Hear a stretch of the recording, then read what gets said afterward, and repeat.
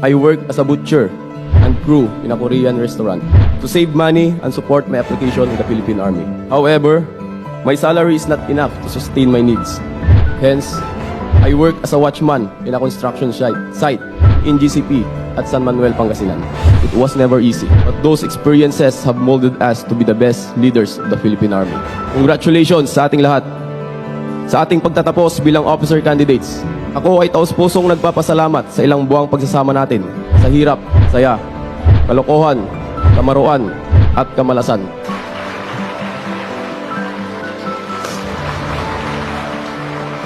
Your hard work, your dedication, your sacrifice, and overcoming the challenges of becoming an Army officer. You are called to become sentinels of the nation's army and symbols of illumination who will serve as guides and exemplars of excellence amongst our troops. Let us now hear the valedictory address of Probationary Second Lieutenant June Lyndon C. Zamora, Class Valedictorian.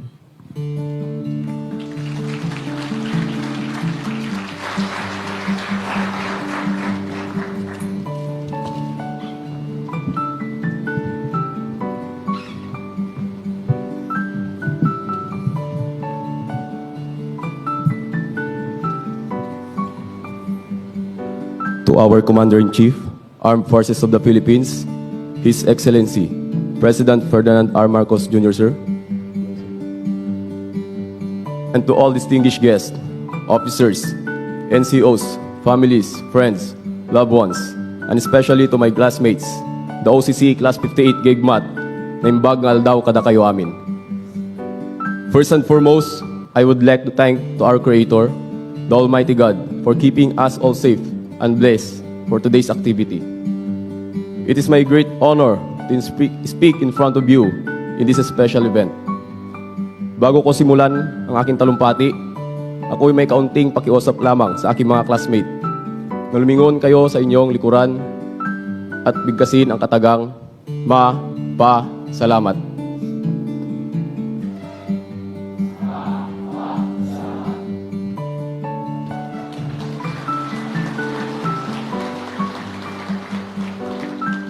To my family, especially to my parents who are present today, salamat. Salamat sa walang sawang pagsuporta mula pagkabata hanggang sa kami ay makapagtapos ng kolehiyo. Sa aking pag-apply hanggang sa makapasok at ngayon ay magtatapos bilang officer candidate ng Officer Candidate School at magiging isang magiting na tenyente. Salamat dahil mas pinili ninyo na magtrabaho sa malayong lugar upang matustusan ang aming pag-aaral. Ngayon naman mga Bok, tapikin ang inyong mga katabi at sabihing, Bok, proud ako sa iyo, Bok.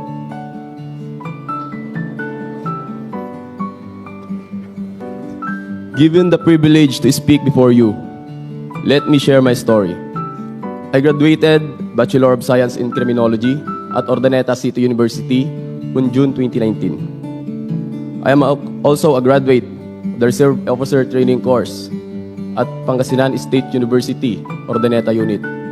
Also, a graduate of Probationary Officer Training Course at Reserve Command, Philippine Army, which gave me an upper edge to pursue my career in the Philippine Army.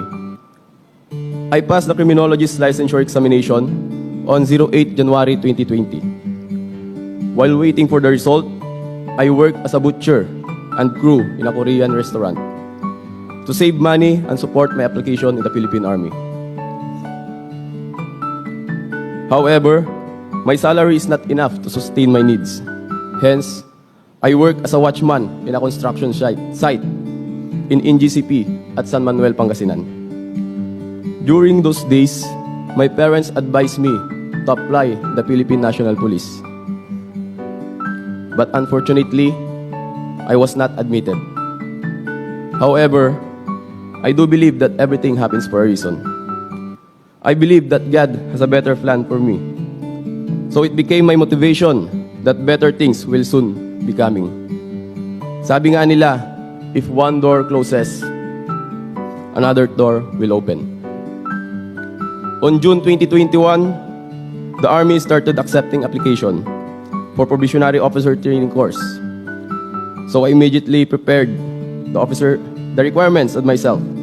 Luckily, I passed the phases of recruitment and became a member of POTC Masidlawin, Class 62-2022. After hurdling the 4 months of rigid training, I knew that I am ready for new challenges to become future leader in the Philippine Army. True enough that applying for the officership has been a challenging yet worthwhile experience. Most of my classmates were civilians before entering the officer candidate school, knowing that efforts needed to transform the civilian life into a disciplined military life. I observed the eagerness of my classmates during our dam guardship. Just by waking up early in the morning for our morning calisthenics, eating together doing a bridge position in what we call mess hell, while being surrounded by the seniors scrutinizing eyes of our seniors and making us do the SOPs, and undergoing strenuous physical exercises after each mess. All of it was never easy. But those experiences have molded us to be the best leaders of the Philippine Army. After almost a year of rigid training, I believe that Gaigmat is now ready to render service in our country. We are a set of leaders who are equipped with knowledge and skills and are capable of leading our subordinates. To my BOC classmates, the OCC Class 58, my brothers and sisters by heart, congratulations sa ating lahat sa ating pagtatapos bilang officer candidates. Ako ay taos-pusong nagpapasalamat sa ilang buwang pagsasama natin sa hirap, saya, kalokohan, kamaruan, at kamalasan. Marami na tayong pinagdaanan. Gawin natin itong pundasyon sa ating hinaharap. Ipakita natin ang ehemplo ng tunay na makabayan at serbisyo para sa sambayanang Pilipino. And lastly, on behalf of the Officer Candidate Course Gaigmat Class 58-2023, we would like to express our greatest appreciation and gratitude to all officers and NCOs and other personnel headed by Colonel Cabuno. Sir,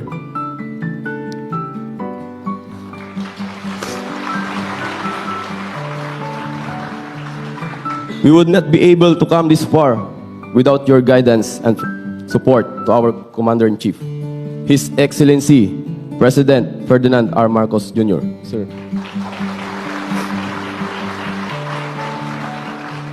Sir, rest assured that we will render service excellence and remain loyal to our country.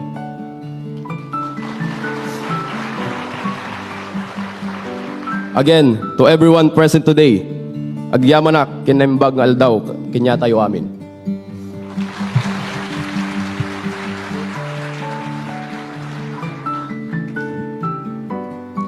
Thank you to the class valedictorian, probationary second lieutenant, June C. Zamora.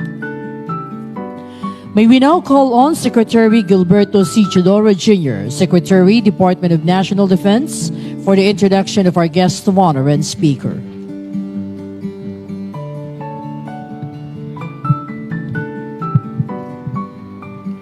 Ladies and gentlemen, the President of our Republic and Commander-in-Chief of the Armed Forces of the Philippines, His Excellency Ferdinand Romualdez Marcos Jr.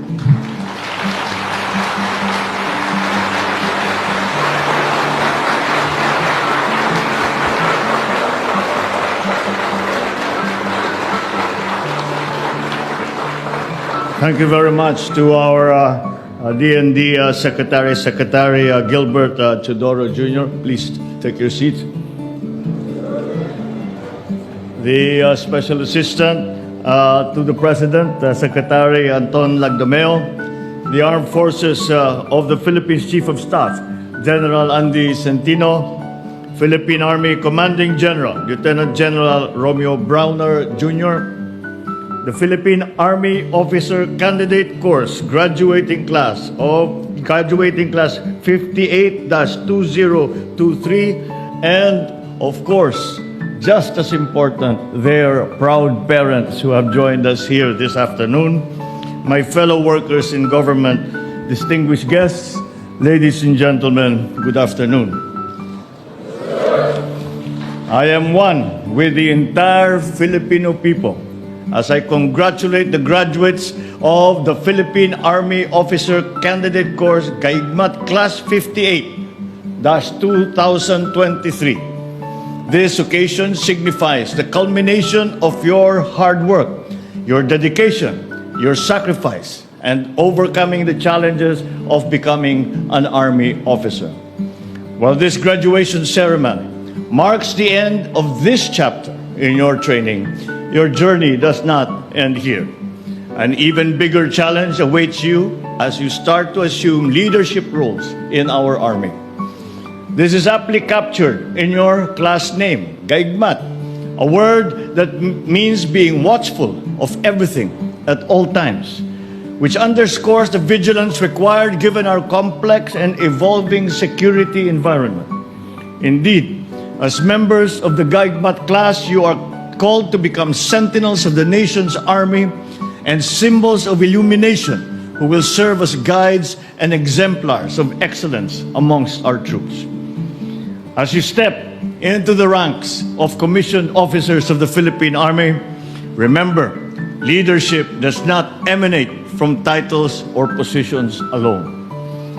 More importantly, leadership stems from being able to demonstrate initiative, flexibility amidst uncertainty, to show resilience and tenacity under pressure, to instill amongst yourselves and others hope, courage, and unity, even in the most difficult of circumstances. The rigid nature of your training has forged you into formidable warriors, embodying the core principles of honor, integrity, and service, while continuing to show resilience and adaptability, rousing greatness in all who follow you.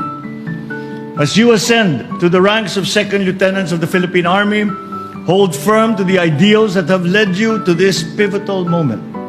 Lead by example, command with respect, execute with excellence as you confront the challenges ahead. Let patriotism permeate every fiber of your being, empowering you to navigate the complexities of the field with heightened awareness and true mastery of your craft.